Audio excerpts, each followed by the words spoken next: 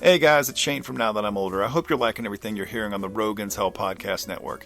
If you are, go to roganshell.com/Amazon for all your shopping needs. It's not going to cost you anything extra, it's not going to look any different, but every time you use that link, you're going to be helping out the Rogan's Hell Podcast Network. So bookmark roganshell.com/Amazon every time you need to buy something from Amazon. Thanks a lot.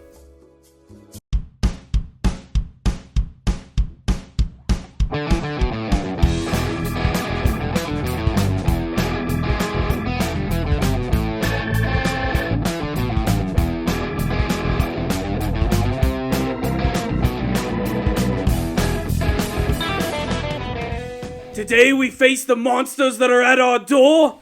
Today we take the fight to them.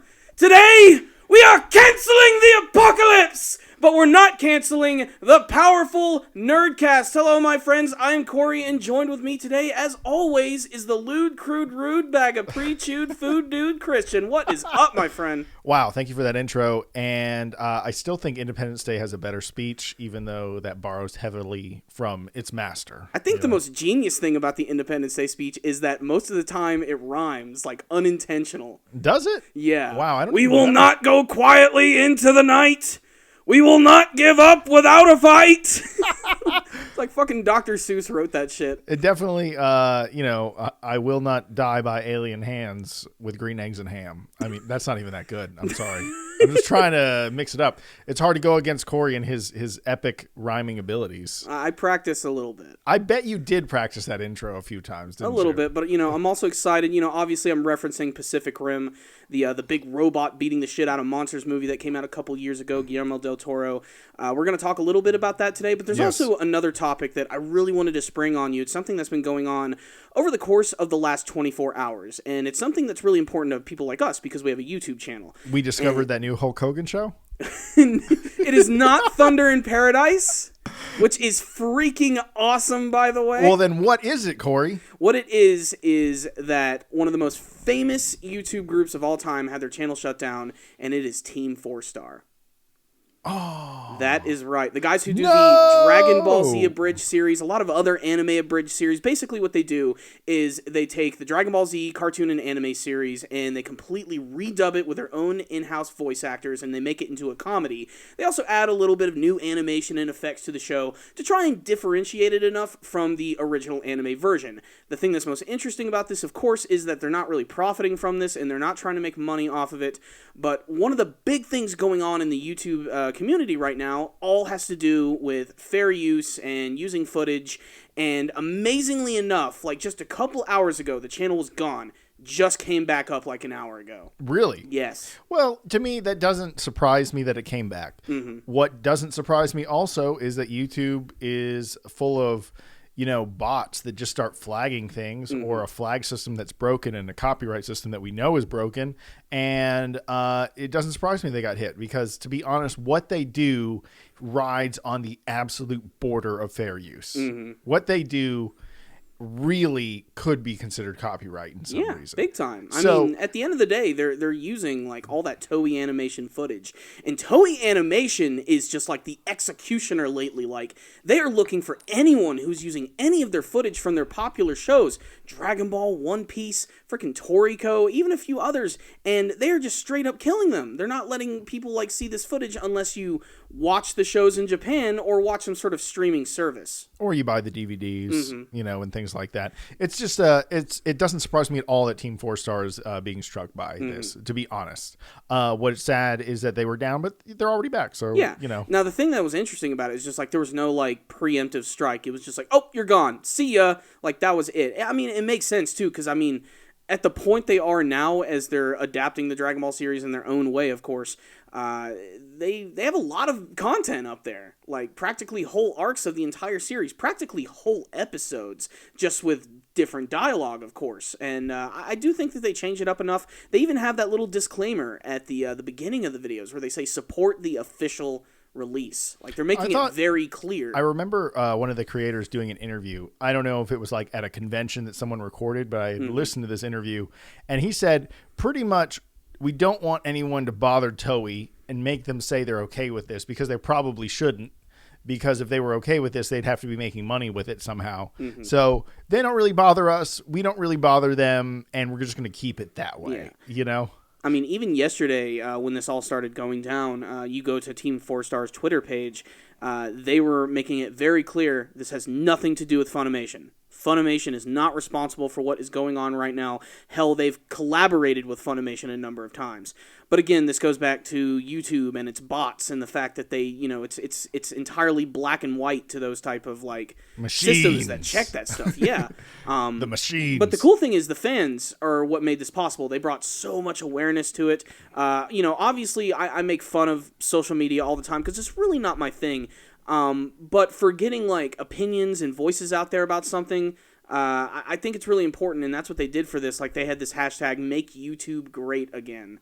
Obviously, oh God! Yeah. Obviously, Trump a play thing. on Donald Trump's "Make America Great Again," but it works. You know, bring back Team FourStar, make YouTube great again, and that's what a lot of people are starting to do right now. Like people are officially getting fed up with YouTube and its fair use. It almost seems like if you get shat on by YouTube, I hope to God you got a big enough fan base that can go and shout at YouTube enough to fix it. Yeah. Because that is the way to get it done. As soon as you start complaining about it out loud, and your fan base probably goes at YouTube or at YouTube Great Again or hashtag YouTube Great Again, whatever, and spams YouTube, that is the way to get them to pay attention. Because they're apply here to appeal your strike does not work whatsoever. No, it doesn't. It's a real, well, it's like Russian roulette. Sometimes it'll work.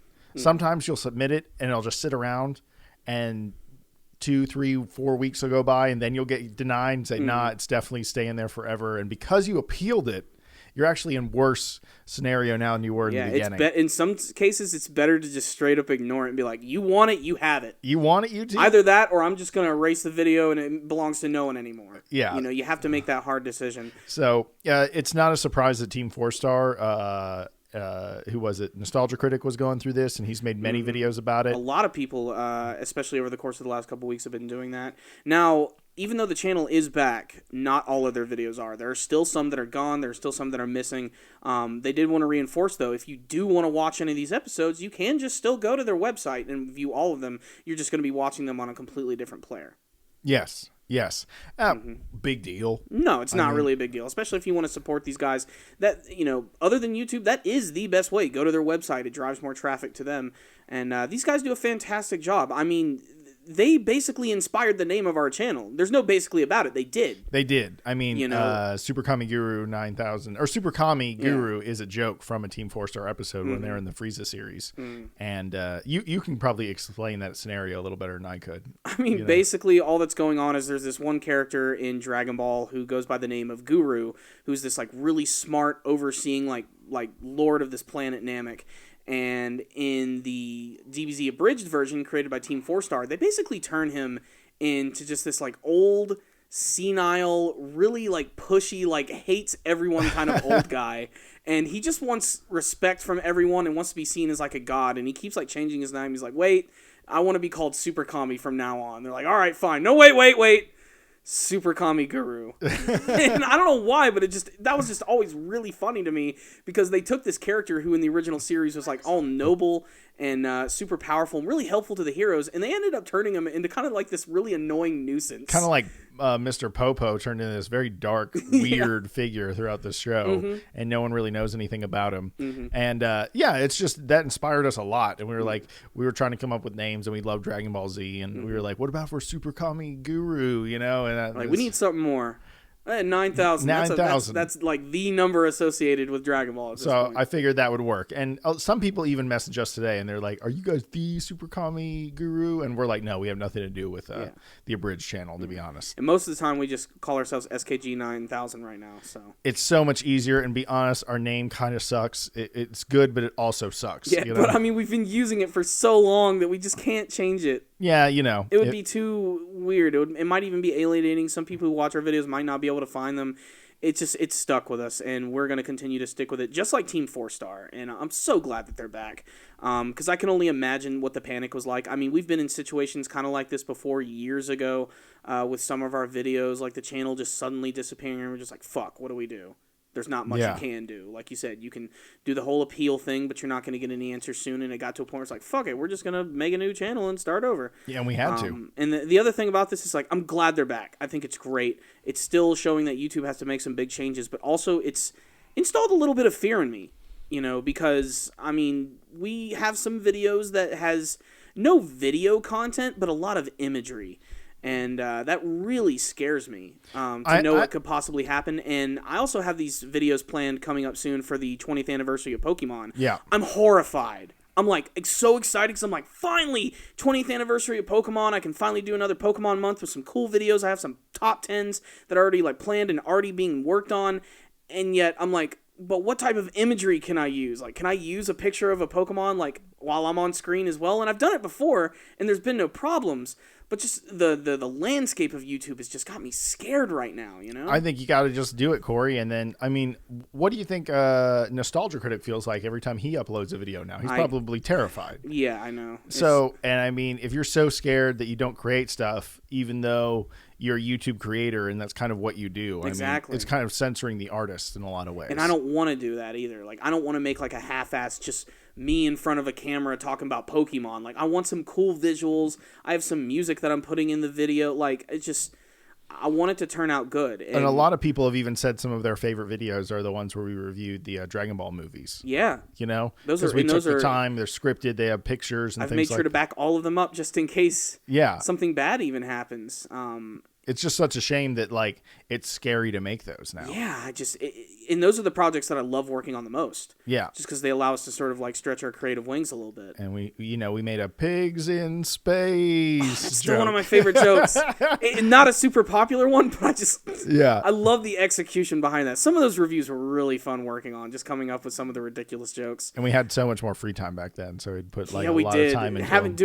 Doing those projects now, it's like, we used to release like 6 of those a year. You get one this year, you'll be lucky. Yeah, it's a shame. It's we really as simple as that. Put more time into that. Mm-hmm. But like you said, it's sort of a problem because it's like, what are we doing here? Should we put a lot of work into this video? Do we have to create everything from scratch? Is that really what YouTube is devolving into, where you have to create everything from scratch? It's kind of a shame that that's what's going on right now. It's like, it'd be nice to know what the rules were. Yeah. Like, you can put an image up, but not more than 10 seconds. You could do this, but not that. Instead, it's just like, we'll see. And sometimes it's not even YouTube. Sometimes it is the actual creators who will go after a video. Oh, yeah, like the Fine Brothers that were pulling down all of the React videos. Exactly. Yeah. Or, there was this, I think there was something I saw, it was either Nostalgia Critic related or something around those lines. Another video like that got pulled down, and it was just from the actual creator, like just a small-time director. He just didn't want anybody seeing his stuff. Nostalgia Critic did a review of The Room years ago, that classic, really awful drama film done by Tommy Wiseau. Yeah. And Tommy Wiseau took it down. He thought it was like bad for his artistic integrity. Oh, really? He thought it was bad press for the film. What sort of press was there for that film before? I can't believe he took that down. Yeah, I know. It's ridiculous. You can still... It's all over the place. Yeah. Don't get me wrong. Yeah. That was another thing that he joked about, too. He's like, it doesn't matter. There's 3 other people stole my videos and uploaded them anyway. The good thing is anybody who ever steals our content, like, I don't even worry about it anymore because, like, I look at it and I'm like, oh, we got 30,000 views on that. And they got 100. Yeah. It doesn't matter because people aren't searching for them. They're searching for us. The 3 comments they got are, hey, I think you stole this video. Exactly. So it's like, I don't really worry about that anymore. I used to go after those people like, hey, you need to take this down. If you don't, legal action is going to take place, brah. This is our stuff.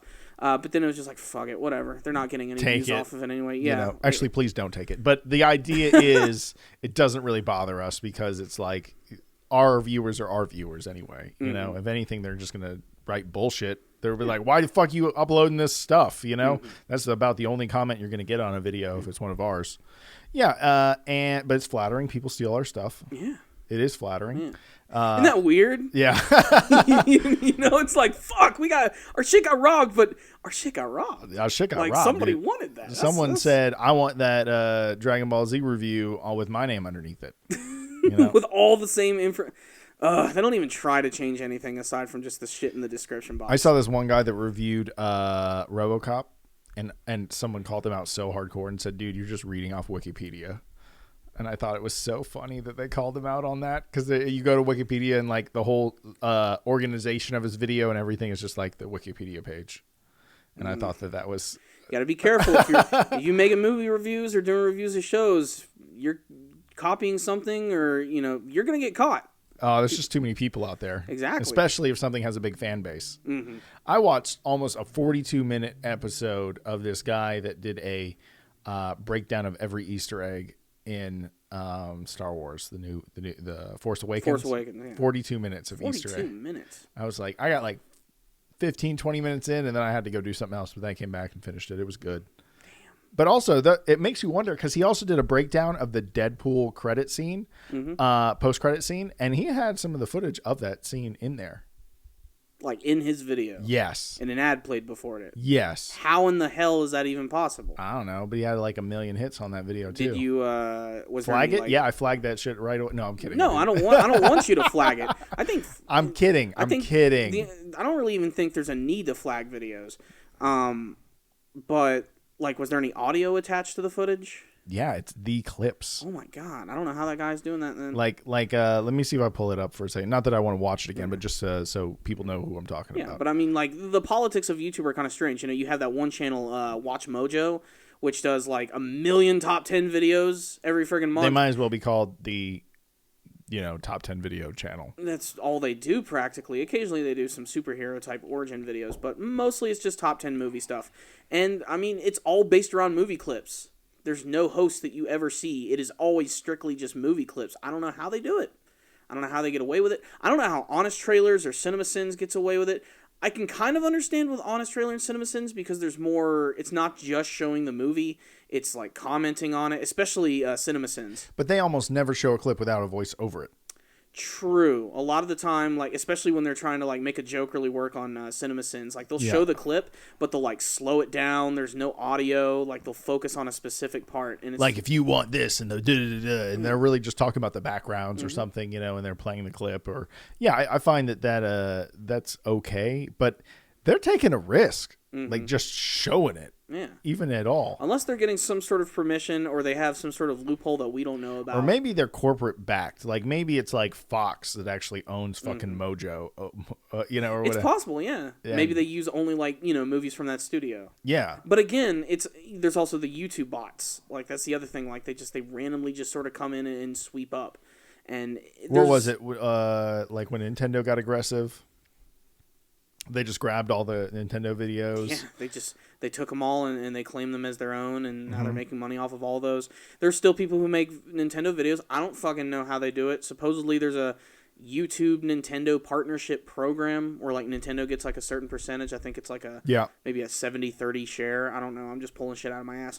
Point is you can quote them, guys. Yeah, the point is you can make videos with Nintendo if you partner up with them, which I'd love to make, Nintendo videos. I still think doing Let's Plays would be a lot of fun, even though they've just been done to death. It's hard to make a unique Let's Play at this point. Okay, so I found the video. It's called Deadpool's Post-Credit Scene Explained. Who is Cable? Who is Cable? And then I even think I've seen that, like, on the search. Yeah, it's all over the place. It's got 2 million hits. And I saw the picture. It's Deadpool wearing the robe, and he's in the back. Yeah, exactly. Anyway, so you see like this guy, standard YouTube personality guy. Mm-hmm. Oh yeah, showing the trailer. Okay, cool. You're brave to put that in there. Mm-hmm. And then he's just talking about it. Let me find he just straight up plays the cell phone cam of the post credit scene. Yeah, like that's I don't know. How do you show that? It. Was that like 1, 2, 3, 4, 5, 6, 7? He's showing the 8, whole scene. 9 seconds almost of the whole thing. Like that's a lot to just throw in. I don't understand how he gets away with it. Mm-hmm. Obviously message him. Be like, dude, how are you doing this? Yeah, how do you let me know the secret? Who do you know? How many dicks did you suck? But yeah, the point is, it's interesting. It is not all fair for everyone on YouTube. It feels like hell no, it's not. It's a lot. There's a lot of favoritism. There's a lot of things that we just the littler guys don't know. Sometimes the bigger guys you think they know more, but they really don't. I don't really know how this shit works, to be perfectly honest. it's confusing as all hell. And it's definitely a slightly scarier landscape right now, just what with everybody's channels getting taken down and everything. Luckily, we're good right now. Yeah, isn't that true? Everything's fine over here. We're still creating lots of content. So, everything's good. You just found something kind of messed up, didn't you? Oh, not messed up. I'll show you later. Once it loads, the internet's being kind of slow. Okay. I don't want you to see it till it's ready. Till it's ready. But yeah, and then yeah, YouTube is weird though, and to be honest, we could probably talk about this every episode. Yeah. Like we might even do like a small like YouTube update. Are we still alive? Yes, we are. Yes. Keep following this whole Team FourStar situation because like I said, their channel's back, but not all their videos are. They're still going to be facing some trouble and probably a few hurdles. Hopefully all their content returns soon. All I know is, guys, if anything ever happens to us, please support us in getting our channel back if anything bad ever happens. I know you guys will. You guys are friggin' awesome. So that being said, another thing that I want to talk about. Oh god, what is this? Oh, okay. Please tell me X Gonna Give It To You is playing. I have no idea, but maybe. Okay. Yep. All right, get that off before we get taken down. That's fantastic. Chris just showed me this this GIF or this video that someone made from the Captain America Civil War trailer, where you have Captain America and the Winter Soldier beating the crap out of Iron Man, and it looks like Captain America and Winter Soldier's heads have been replaced by the characters of Rick and Summer from Rick and Morty. And the scene is great just because it looks funny, but it's a great callback to the series when they're beating up all of these people to the song X Gon' Give It To You. Yes.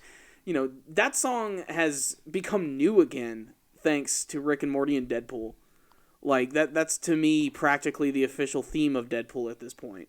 That is they funny. used it so much in the marketing. They used it in the movie during the big standoff at the very end of the film. But yeah, that's fucking hilarious. I love that. You didn't even have to show me like the audio, and I was like, "X Gonna Give It To You" is playing, isn't it? It has to be. I was mute my. Because in the show, they literally beat up the devil. Yes, they do beat up. And then they beat up a neo-Nazi, a bully, a guy who's outside of a church who has a picket sign that says "God hates fags."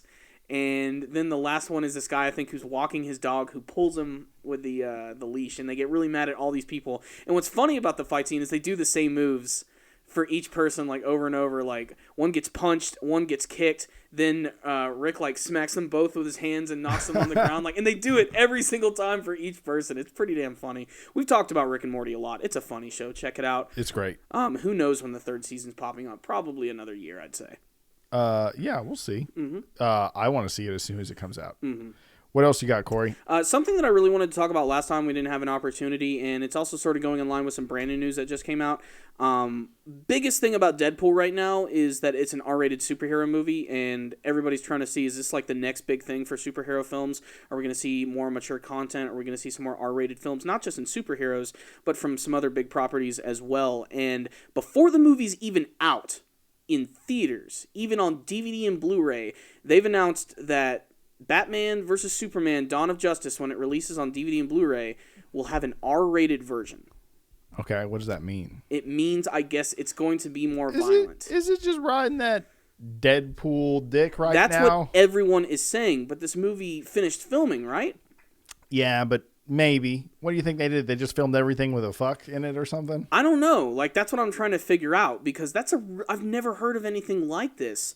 Like, I mean, obviously there've been like director cuts versions, there's been the unrated versions when they come out. But I mean, this movie isn't even in theaters yet, and it still shocks me that it's coming out next month. Yeah, that is pretty awesome. It might as well come out in April. It is coming out at the end of March. But still, like, I'm really interested to see what they're going to do with it. It's either going to be violent material, which I don't know. I never saw the movie as being something that was going to be overly violent. And like you said, maybe there's just a few times where someone says "fuck." Yeah. I don't know who that would be. I don't know if it's going to be Batman. Batman's a hero and he's a gruff hero, but I can't recall too many situations where he said the F word. No. If at all, while reading the comics. He probably has. I mean, there have been some people, especially during the 80s. But I'm going to have to But Superman's a Boy Scout. Exactly. Superman would never do that. Yeah. Maybe there's just this like really raunchy sex scene with Wonder Woman that just comes out of nowhere. That's wonderful. Yes. I don't know. But I can't wait to see if they're literally going to go back and film something else, or if there was something on the cutting room floor that was a little too risque and they had to cut the movie back. That being said, they also released the final trailer for the movie, which we never even got to talk about, which sort of made me care about the movie a little bit more. Mm-hmm. Like, the best thing about it, I think, was the action scenes. We got to see Batman just beating the ever-living shit out of some goons at the beginning of the trailer, which I think is the best action we've seen from a cinematic version of Batman. Yeah, it actually felt like the video games. I think that's exactly what I said whenever I saw it. I was like, oh, that feels like the video games. Mm-hmm. And Batman is on another level than normal bad guys. Because if you go back and you look at the Christian Bale Batmans, he doesn't feel super powerful against normal people. Yeah. But this Batman seems like, the next. He's a bad motherfucker. Yeah, he almost seems unhuman though in the level of ability to take down people. Now we need to keep in mind too, he is just fighting against some just regular run of the mill goons. No, yeah, the villains you would see in an episode of Thunder in Paradise. Yeah, exactly. They're unloading missile launchers and putting them on boats and shit.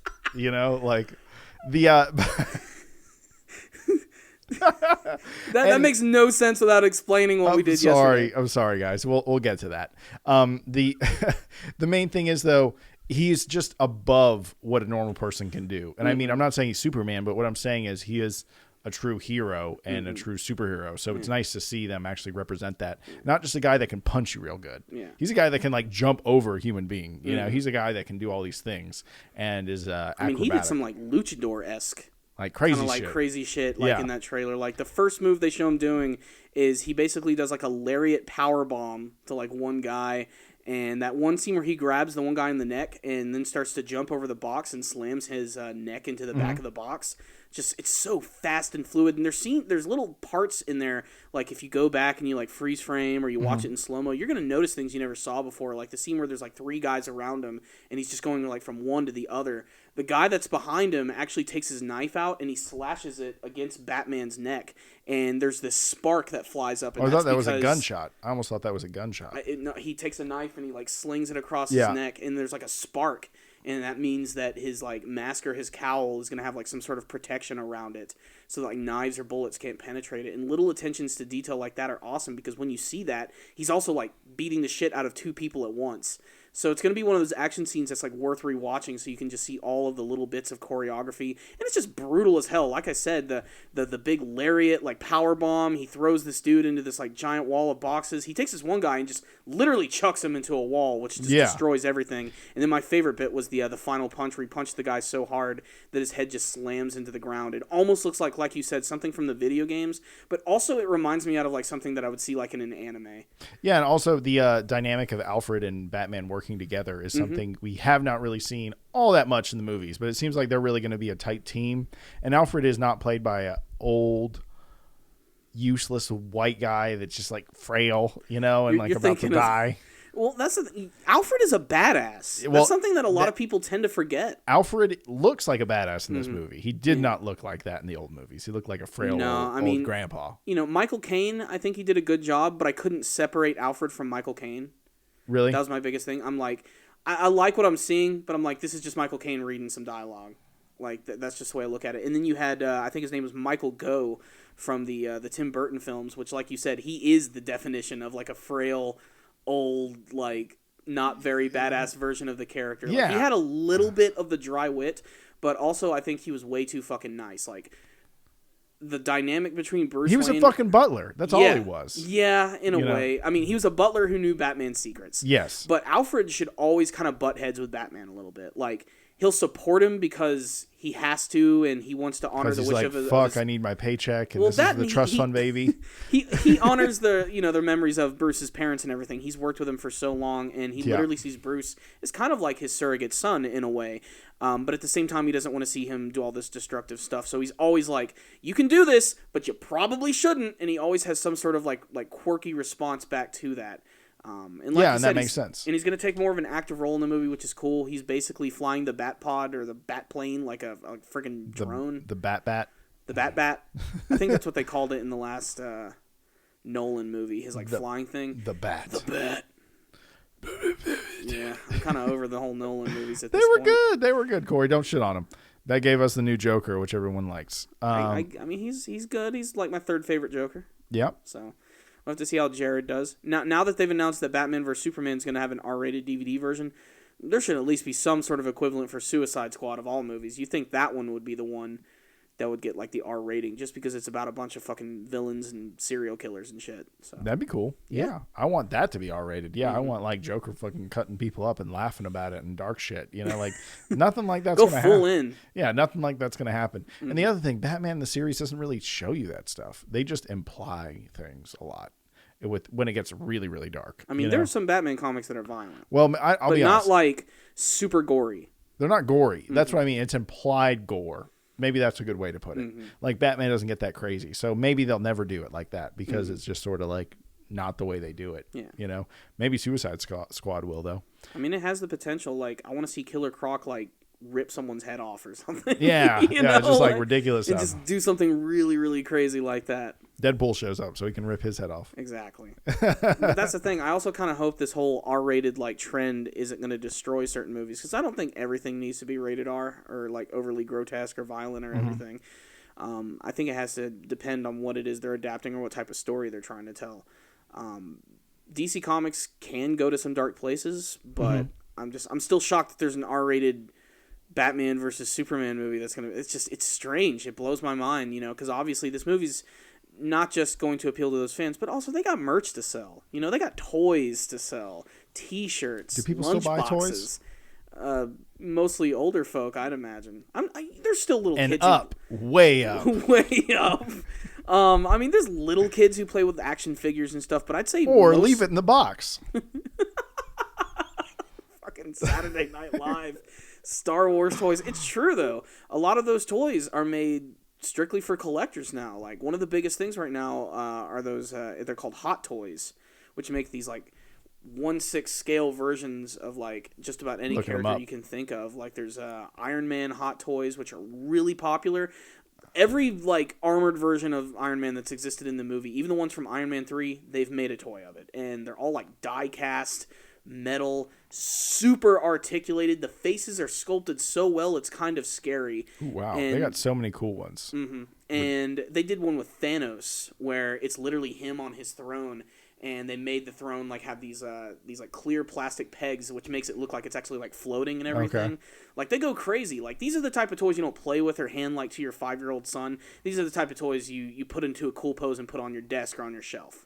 It's the wow factor of it. And yeah, it looks very nice, and they're also $549. Yes, they are expensive, but they tend to come with a lot of accessories, things like extra hands, legs, different head sculpts. Like, if there's an Iron Man one, there's always going to be like the masked version, the closed masked version, the Tony Stark head. Like, they give you options for all of this stuff, and some of them look pretty freaking fantastic. They sell a RoboCop in his chair. Yep. With mechanical chair. I think they also did an Ed 209. I'm pretty sure Hot Toys did one. Maybe. And they just have the regular RoboCop is completely sold out and was $300, which is ridiculous. Yeah.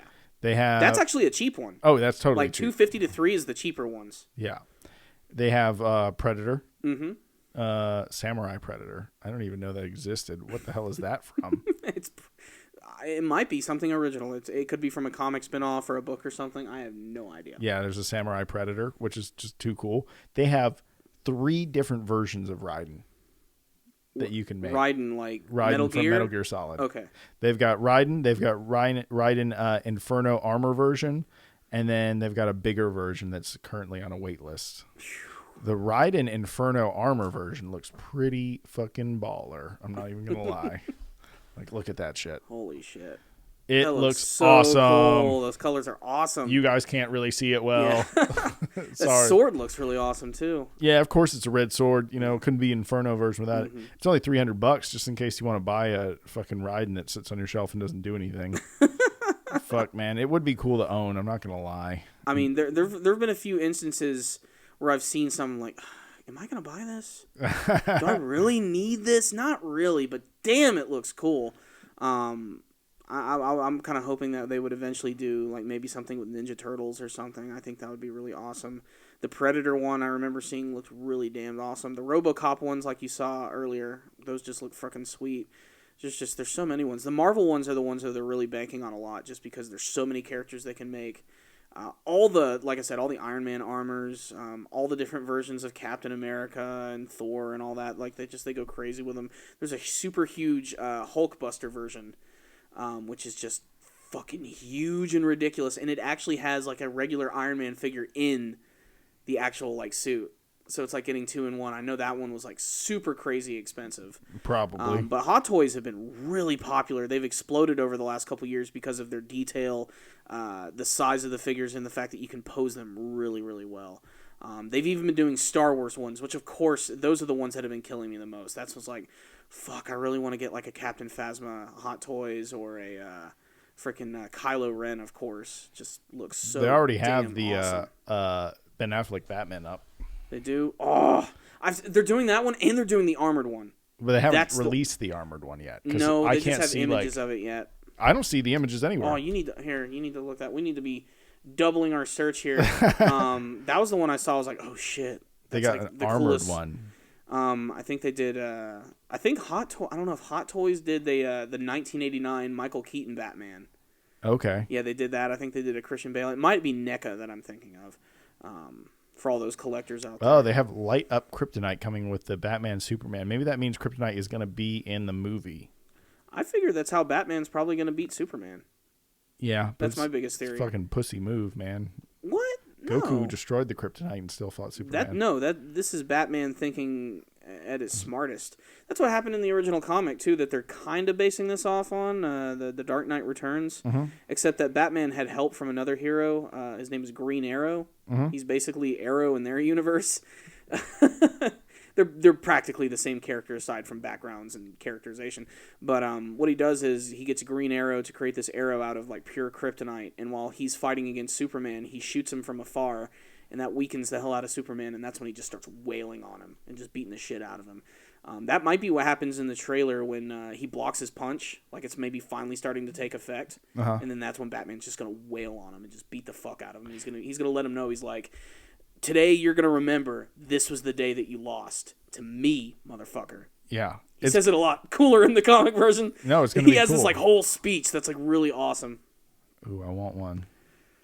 I want one all of these things. I know, they're really awesome. Whenever you go to like a comic convention or an anime convention, you can see them all over the place too. They look pretty freaking unbelievable. Yes, they do have the Hot Toys 1989 Michael Keaton Batman, which looks so fucking awesome. No, but I want to see I love it. I want to see modern. I want to see Batman versus Superman armored Batman. Does that exist? Look at that. Oh shit! Look at that sexy son of a bitch right Where's there. that? And the coolest thing about it too, the eyes, they light up. Sometimes they have like light up features. Sometimes they have sound features. I don't know if it was them who did the Ed 209 that does like the voices, like you have so many seconds to comply. Yeah. It does like all that stuff. They did a freaking Jack Nicholson Joker, which looks scary good. That's the other thing. Like their face sculpts are like just, god damn, they're perfect. Look at this fucking Michael Keaton Batman. Look at that. It's too good. That's scary how good that looks. Yeah. That is amazing. That is another reason why if you are a collector, do not let your kids get a hold of these things. They will fucking destroy them. That's not what they're for. Mm-hmm. But they carry a lot of different licenses. So, I mean, they really are they're exploding right now. But like I said, it's mostly the Marvel ones that have been doing good. And I watch a lot of reviews of them so I can live vicariously through other people. Yeah, and not actually mostly, spend the money. The guy I go to a lot is Shartimus Prime. He's a really funny dude, and he even goes to like a lot of the conventions and toy fairs and talks to people about this shit. And I love his videos. They're always really funny. He always puts sometimes some stop motion effects in his video, and he always makes fun of this one Spider-Man figure at the end of every single review that he's been doing for like over 4 years. He makes fun of this one Spider-Man. He was really let down by it, but that's the whole point. Like that's just the running gag. And he's obsessed with ankle pivot articulation, which I just think is really funny. Like whenever it's got ankle pivot. like he flips out. It's really funny, and he's a really charismatic guy. And he's got a huge collection of shit. But when he does like the hot toy videos, those are always like the best ones. Shartimus Prime. Shartimus Prime. How do you that's spell right. that? Oh God, man. SHART Shart Imus, IMUS, and then Prime. Okay. Shartimus Prime. Yeah. And he has like his own theme song and everything. So it's SHARTIMUS Prime. Yeah. Shartimus Prime. Yeah. You should be able to just Google him. He's a pretty big reviewer. He's one of I'd say the bigger ones. But he reviews all types of stuff. Obviously his name is a reference to Transformers. So every once in a while he'll look at Transformers, but he tends to mostly look at Marvel type stuff. A lot of these toys do not look as good as Hot Toys.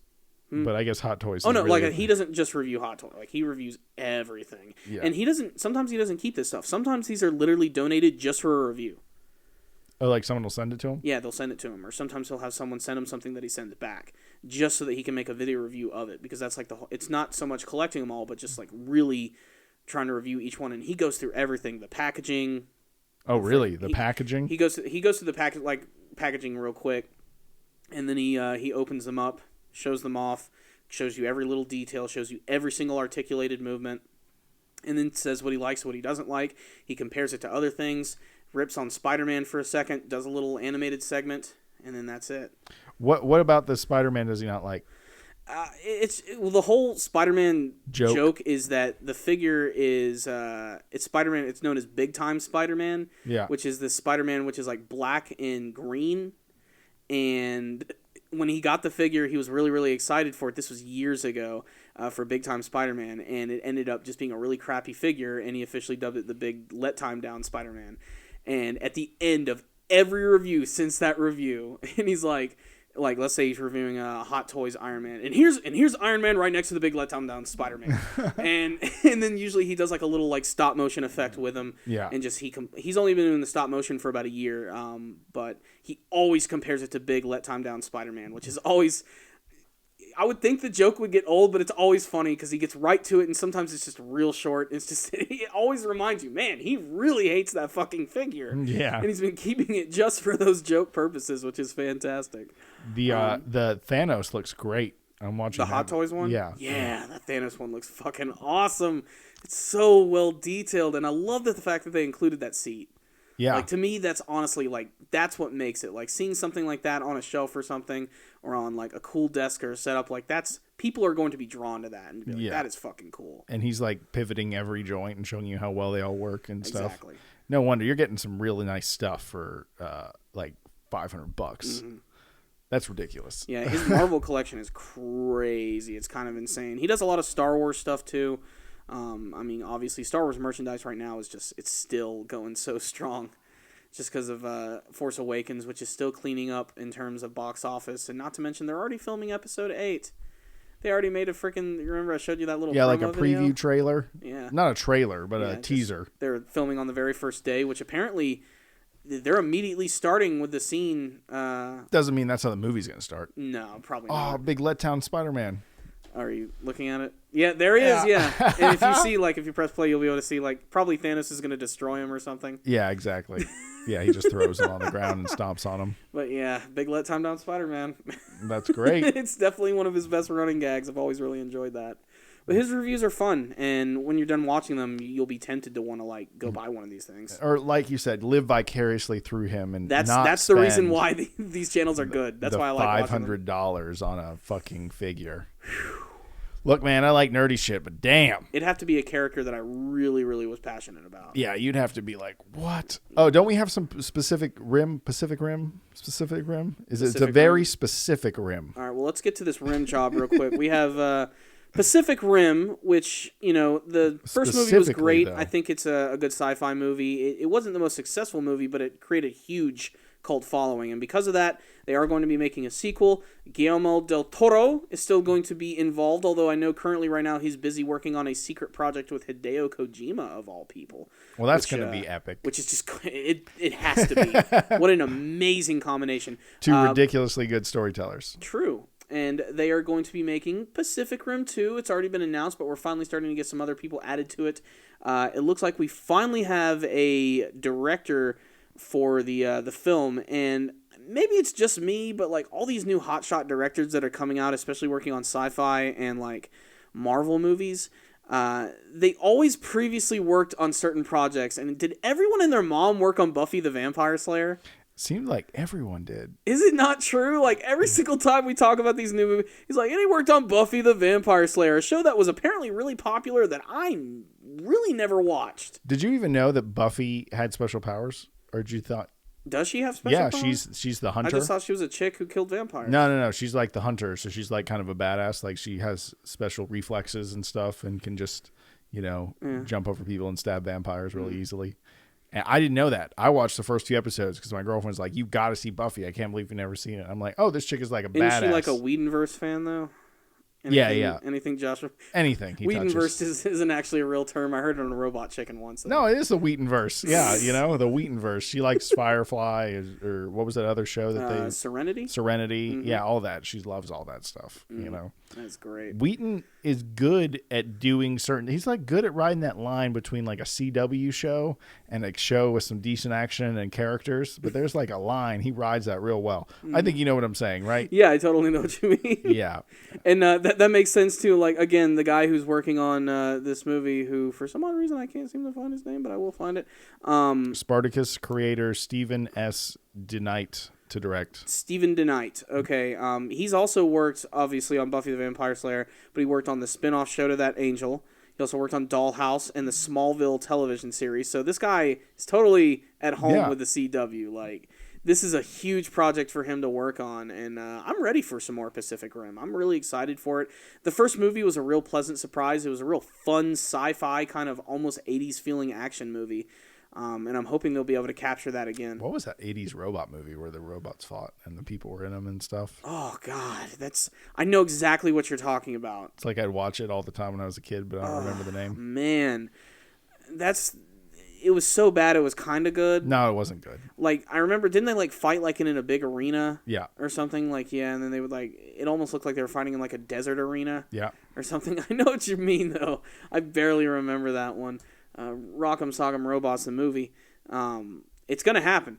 But Pacific Rim 2, I'm really excited for it. Everybody still wants it to cross over with Godzilla. I think it's too early for that type of shit. It could happen maybe if they do one more movie. Yeah. And it works. I'd really still Pacific Rim I'd rather it still be original, even though it's in many ways one of the most unoriginal things, in any ways, it almost is already in the Godzilla, feel. Jet Jaguar. Yeah, Jet Jaguar. He pretty much is Jet Jaguar, Jet Jaguar, the transforming robot. Yes. Who looks like Jack Nicholson. I found it. It's called Robot Jux. Robot Jocks. Yeah. Oh my God, I totally remember this one. Yeah. I didn't watch it much as a kid. In fact, I only saw this movie a couple of years ago. Really? Yeah, but it's one of those. It's like, how did I not know about this? This looks crazy. Well, you also didn't know about Hulk Hogan's show. Okay? I didn't. Thunder in Paradise. Oh my God. Oh my God, that show is great. That show is good. Why don't you review a few episodes, Corey, on the YouTube channel? Just fuck it.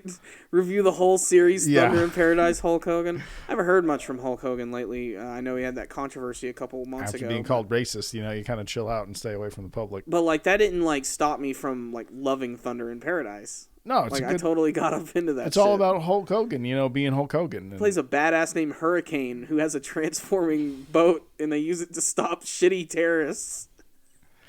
It's not the most original concept, but it's good. Oh my God! I kind of I compared it to Knight Rider and Walker Texas Ranger. It's very similar in that sense. We were discussing this yesterday and a little bit today, just hinting at it. Those shows always have the same kind of villains that are just like, they always suck. They're like the lowest level guys, but they always manage to get their hands on like the most dangerous fucking shit possible. Yes, exactly. First episode of Thunder in Paradise I watched, like the villains are just in these normal white vans hanging out at the docks because that's what bad guys do. And one of them just has this like big fucking giant missile that he's just holding in broad daylight over his shoulder. No big deal. It's like, how did these assholes get a hold of this stuff? These guys, like, they're basically crack dealers. Like, I don't know how they pulled this shit off. They're like, it's cool. Yeah, and they're like idiots with modern weaponry. Like, they keep that, easily available for anyone to steal. But, I mean, if you want to see Hulk Hogan in a Baywatch-style setting, then check it out. It's a funny show. It also will remind you how badly we dressed in the early 90s. And we were just sort of okay with that. Like, even at that time, we would make fun of the 80s a little bit. Like, the 90s really weren't all that great. In many ways, it was kind of like an extension of the worst part of the 80s. Yeah, it's like we dropped all the good shit about the 80s and just... We kept the bad. Yeah. The early 90s were a weird time. Mm-hmm. They were a weird time. We were okay with them, though, you know? I was too young. We were too young, though. I was too young. Everything to us was fucking radical. Yeah.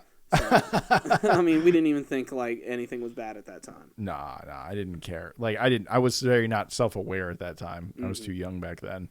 But you know, it's fun to look back but also everyone in that show is like a wrestler, Corey. Like you shouldn't judge fashion by a bunch of wrestlers on TV shows. You know? That's a little different, you know. That is true. And was there anything else? I could have swore that, or was that it? The topics that you had? Oh no, we still have a couple more. One that I want to talk about, which is another huge thing that's going on in gaming. We need to talk more about this stuff. Is all this VR technology that's getting ready to come out. And one company in Japan is getting ready to take it to the next level, and they're also about to make one of their biggest properties and franchises a reality. And I'm talking about Sword Art Online. There is this company that goes by the name of IBM Japan, which is getting ready to create a brand new VR MMO based on the franchise, which is actually going to be able to make you play like in the actual show. Like you're going to be able to create your character and interact with other players in a 3D world. And is this just one step closer to getting stuck into one of these fucking games? All I know is they've released a small preview for it, and they're getting ready to go through like a beta process. They're going to get some people to test it out. And it looks really freaking awesome. Like, I'm really excited. They haven't really released too much footage about, like, what it's fully going to look like. Mm-hmm. But they're already, like, showing you, like, some of the textures and models that they're going to be creating for the world. What was it called again? It's going to be Sword Art Online The Beginning is what it's going to be called. Like, literally, this is, like, their way of saying, like, this is the true beginning of the franchise. We're going to make it a reality. I really hope they go through with it, though, in terms of creating your own character. I don't want to play an a VR MMO as Kirito. Like, I want to be able to make my own character and interact with the other players. It's definitely a cool concept, but there's no way technology is not there. I mean, you can't get logged into a video game yet. No, especially because this is straight up. This is just it's virtual reality. It's just a headset. Like, at the very end of this promotional video, there's this female player who's just putting on a headset, and then suddenly she's being transported to the VR world. It's funny because we're going back to the early 90s again, like we were just saying. In the early 90s, virtual reality video games were huge. Like, they were a big thing at arcades. Those were also a thing that existed. I guess you could say they kind of exist with Dave & Buster's nowadays. They're kind of keeping that dream alive. Mm-hmm. But, like, I remember playing a virtual reality game for the first time. That was fucking strange. And it looked like worse than Tron. Like, it didn't look very good even back then, but it still blew your mind that you're able to sort of, like, manipulate that stuff in real space.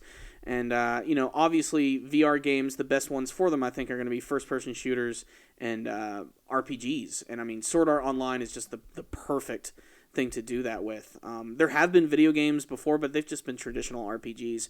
But this will be a game that I think can really show off what these things can do and hopefully be as realistic or good-looking as the actual show. Like, I don't know what sort of art style they're going to go. Probably anime art style.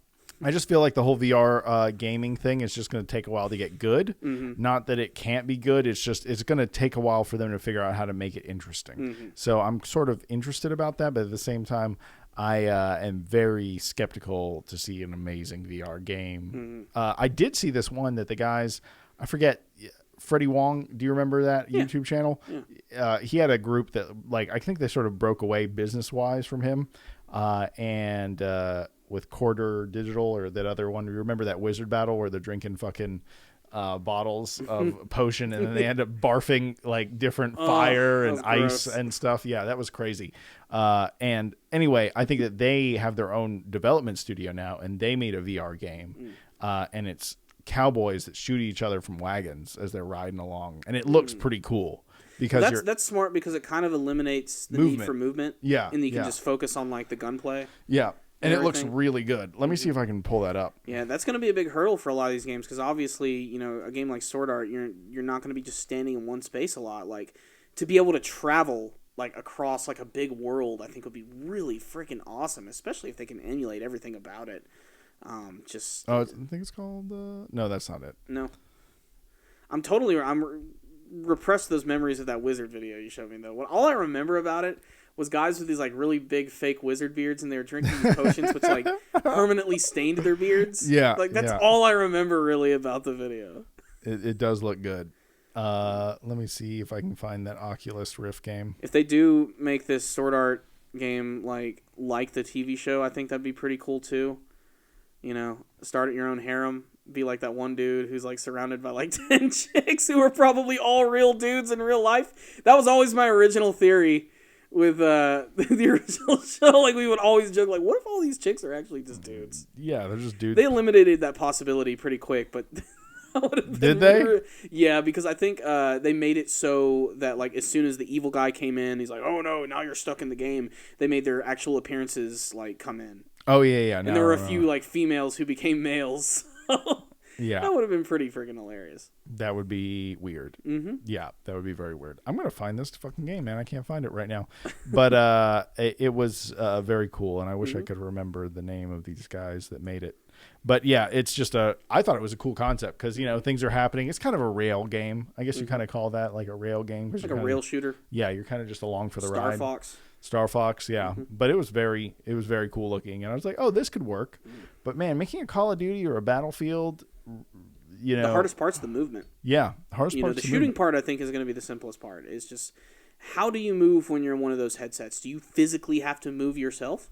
I don't know. Do you have to hit a pedal that's by your feet? Do you use a controller in your hands? Like there's so many like loopholes around this, and I can't wait to see how it's going to be implemented all the time. Like in the MMO game here, the Sword Art Online, when you want to swing your sword, do you press a button or do you have something in your hand that you are going to literally swing like an actual sword? Are you going to hold a shield up when someone is attacking you? Like how intricate can this really get? It could probably go that way, which I think would be fucking awesome. I want to be able to shoot like fire from my hands and stuff and like actually like feel it. Like I don't know, just I always had like the theory like, add certain elements to controllers or something like to your hands or something like. I think a cool feature would be is if you're a magic character and you have to wear like maybe a glove or something, whenever you use fire techniques, the glove will heat up a little bit. It'll feel like fire is coming from your hand. It'll immerse you more in the experience. That's a good way to do it, yeah, because you want to see your hands. And they already have those new controllers that you can wrap your hands around that have like little sticks in them. And then they can recognize where you are, so it's sort of like your hands do get physically represented. I mean, imagine fighting games. How would that even work? Like, are you moving? Are you pressing a button? Like, imagine a Street Fighter game where you are playing as Ryu, and to do a Hadouken, you have to do like the motion and everything, like every single time.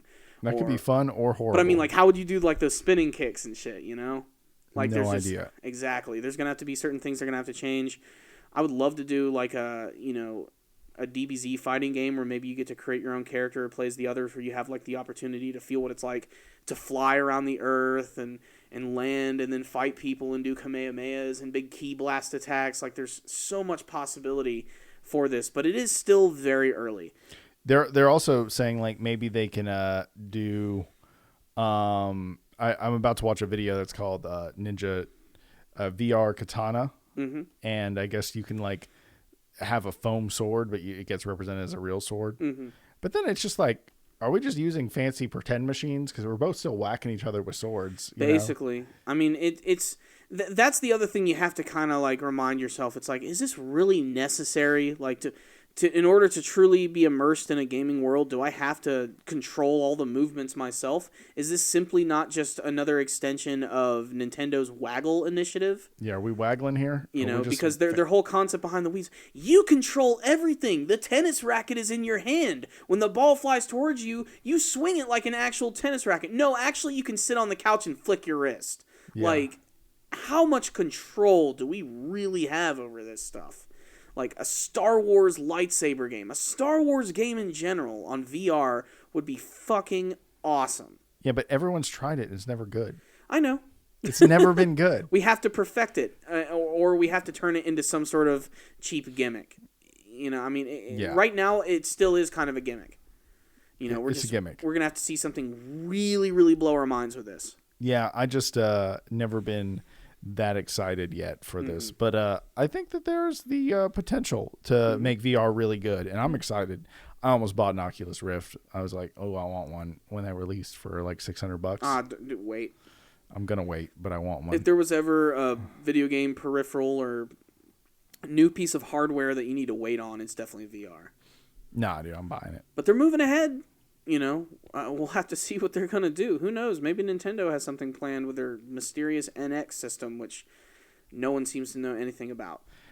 I don't think all that much is coming around the corner. It's probably just going to be another system. Probably. If they had VR planned, we'd know about it. If we're lucky, it's just another system. And if we're lucky. a fucking just waggle machine. That they're not going back to that. That's the best thing about the Wii U is like, oh, here's just a controller. Oh, thank Here's an God. iPad. The only problem is there's a giant screen in the middle of it. So it gets you heavy end after up a while. buying a Wii U Pro controller, which looks like a fucking Xbox controller. Yeah, because that's the best controller, Corey. Accept it. Yeah. Not for when I... But then, when I play Smash Brothers, I have to use my fucking GameCube controller adapter. Your converter. Yeah. Which only works for that game. Interesting. Yeah, kind of lame. But still, though, I wouldn't play Smash Brothers without anything else. That is true. Yeah, it only feels good with that controller. It really does. Well, guys, thank you again so much for listening to our podcast. We really appreciate it. Honestly, if it wasn't for you guys, we would not do this because then we'd just be two weirdos in a room talking in microphones. And we pretty much already are, so. Yeah, at least we have some sort of way to justify this. But yeah, you guys, thank you so much. And Corey, do you want to tell them about our sponsors? But of course. Let me just take a moment to thank our network, Rogue Intel. Rogue Intel's awesome. They allow us to do the show and say whatever the hell we want. Basically, they allow us to be ourselves. So make sure to check out the other shows at rogueintel.com. They're all really awesome, informative, and pretty freaking crazy. And if you want to help keep the network going, why don't you head over to rogueintel.com/Amazon for all of your shopping needs. It doesn't cost you any extra, and a portion of your total will go towards the Rogue Intel network. So do it. Make America great again. Oh my God, by dipping Corey. bullets in pig's blood. We're only going to suspend the Muslims for a little while, and then they're allowed to come in, guys. Yep, that's the rule. That's the rule. Oh my God, Corey, please. This is why we don't talk about politics. I never want to hear Trump again. Anyway, guys, thank you so much for watching. Make sure to subscribe to our YouTube channel if you have not, or subscribe to the podcast on iTunes. Please leave us some reviews on iTunes. Just log into iTunes. Give us whatever star out of 5 review you want. 5's the best, though, so that's what we want. And thank you so much for everything, guys. We really appreciate it. And until next time, the Powerful Nerdcast is out.